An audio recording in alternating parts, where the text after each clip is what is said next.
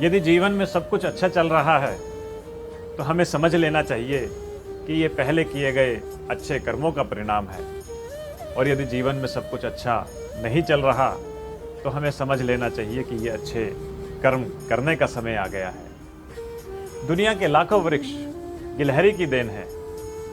गिलहरी अपने भोजन के लिए बीज इकट्ठा करती है, भूमि में छुपा देती है और फिर जगह भूल जाती है। इसी प्रकार हमें भी जीवन पर्यंत अच्छे कर्म करना चाहिए और फिर भूल जाना चाहिए, क्योंकि उनका फल कभी ना कभी हमें जरूर मिलेगा।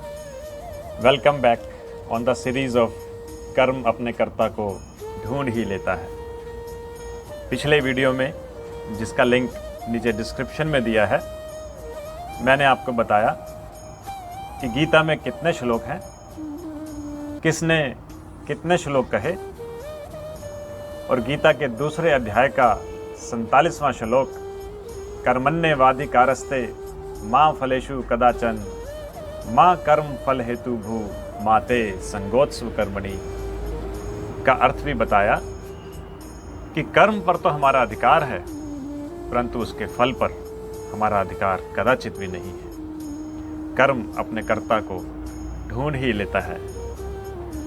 इसलिए कर्म को धर्म से भी श्रेष्ठ माना गया है, क्योंकि धर्म करके तो ईश्वर से मांगना पड़ता है, परंतु कर्म करके ईश्वर को स्वयं अपने आप देना पड़ता है। तो इसलिए हमें कर्म करते समय ईश्वर से नहीं, कर्मों से डरना चाहिए, क्योंकि ईश्वर तो फिर भी माफ़ कर देते हैं, परंतु कर्म माफ़ नहीं करता। हमारा धर्म चाहे जो भी हो, हमें एक नेक इंसान बनने का प्रयत्न करना चाहिए, क्योंकि अंत में हिसाब धर्म का नहीं, कर्म का होगा। और हम कितना भी हिसाब अपने हिसाब से लगा लें, अंत में ऊपर वाले ने अपने हिसाब से हिसाब लगाना है।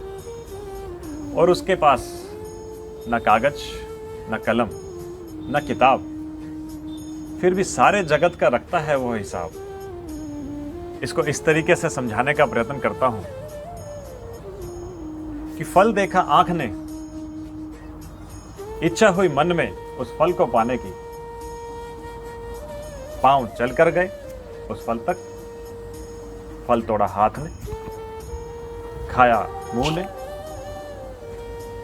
पचाया पेट में, और जब माली आया,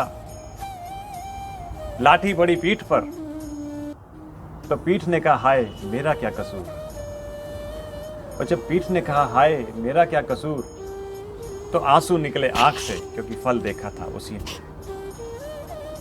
कर्म का फल तो भोगना ही पड़ता है, और कर्म अपने कर्ता को ढूंढ ही लेता है। जिसने फल को देखा उसने चाहा नहीं, जिसने फल को चाहा उसने तोड़ा नहीं, जिसने तोड़ा उसने खाया नहीं, और जिसने खाया तो उसने भी रखा कहाँ। तो कर्म अपने कर्ता को ढूंढ ही लेता है। इसलिए हमें जीवन में ये ध्यान रखना चाहिए कि कर्मों का हिसाब अंत में देना ही होगा।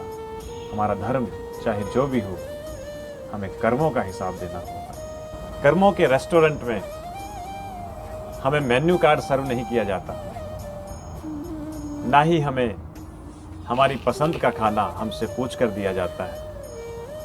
हमें वही मिलता है जो हमने स्वयं के लिए स्वयं ही पकाया होता है। Thank you. ओम शांति।